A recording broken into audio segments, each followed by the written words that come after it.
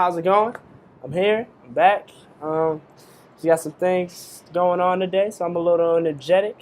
But that's not going to stop the lessons here, okay? We're going to keep them going. We're going to keep them moving. I do them every day, so I'm at least reading it all so I can at least do it. I want to try and recite it, but, I can't do that right now. I'm not that skilled at it.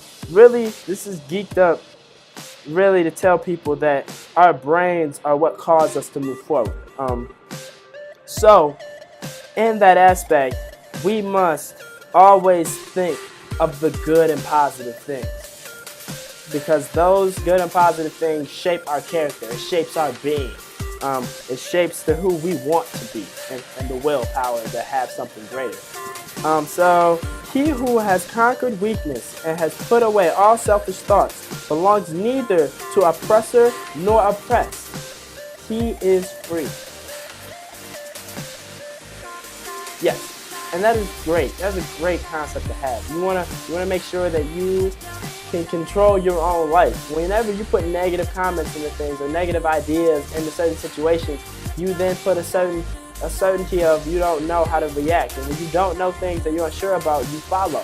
Or you either do the worst part of it all and put somebody else down in a negative mood. And that's something you never want to do. You want to be free. You want to have the option to just conquer the world in your own image.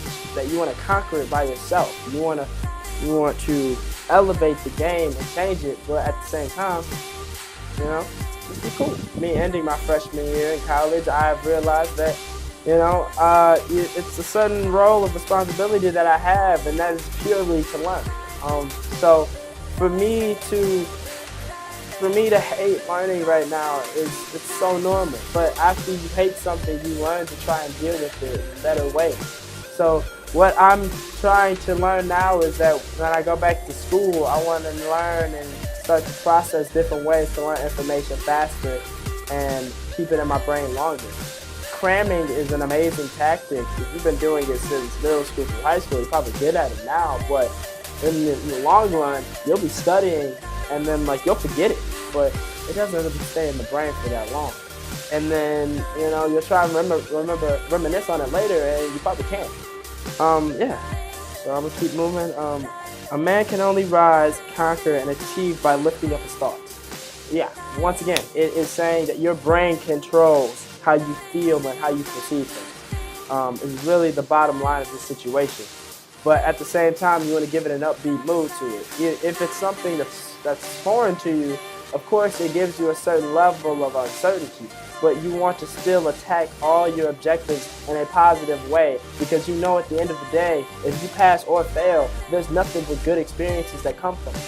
So once that happens, you have the ability and the process now to figure out a multiple situations. You can figure out multiple situations easy. This is the beginning of semester 3, so it's not like it's going to hit you out the gate with something hard.